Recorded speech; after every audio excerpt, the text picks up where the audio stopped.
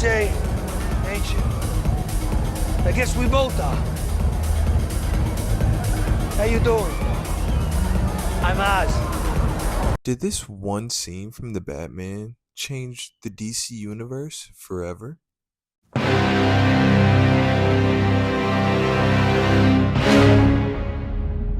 I'm not sure any recent comic book shows can come close to this level of writing and world building we've just witnessed.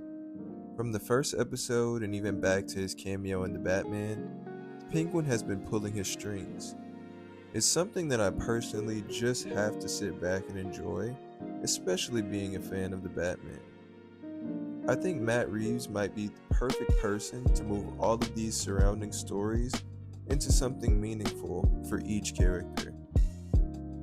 The Penguin relies heavily on the writing and the actors mastering all the small details that make the character tick. I can't truthfully remember any time they had to use CGI, and pulling this off is not just an easy thing to do. I'd say, from a writer or director's perspective, I'm sure you want to stick to source material, but also keep it gritty and align with the same tone the feature film presented to us. Creating the story they did for Oz in 8 episodes is almost insane to think about. We literally root for this terrible guy and reason with him a little at first, but slowly it unravels to us, wanting him dead, or the next time Batman sees him, he gets suplexed. Oz being a pretty basic villain to the Batman didn't hold them back from setting the tone and giving us the context of what this Gotham will be. The psychological aspect to all of these characters seems to be all calculated, and that piques my interest the most moving forward.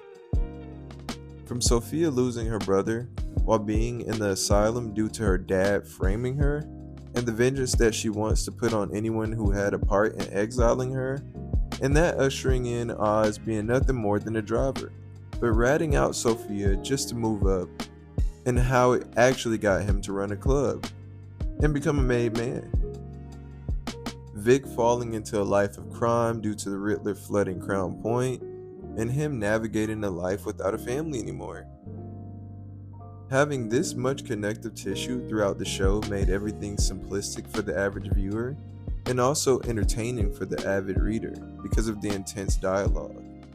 I think this only comes from the production team having a real love for building its own universe, and not one you can easily compare to any previous iterations. Every episode pushed a narrative that we as the audience understood to relationships between Sophia and Oz, or Vic or Francis. As the story goes along, we understand why all of them act the way they do. The relationship between Vic and Oz really deserves some applause, because the way the show is written just brings out the other side of each character so well. In moments of embrace, Oz seems like the perfect role model for a kid who has nothing, and almost a lot of ways reminds him of himself, and really keeps Oz grounded. And in a sense, it's the family that still keeps him vulnerable, as still having some type of moral compass before turning into a full-blown villain. And in the same manner, for Vic, finally being able to stand up for himself and stand up for something he believes in after all the tragedy he's experienced. It just shows us that over the course of the season, he genuinely changed into a dependable right hand for Oz. And this would have been a great, safe way to usher in a second season, but they have the balls to show how insane Oz really is. The finale just tossed in Easter egg after Easter egg, just had me waiting impatiently for anything new DC has been cooking up.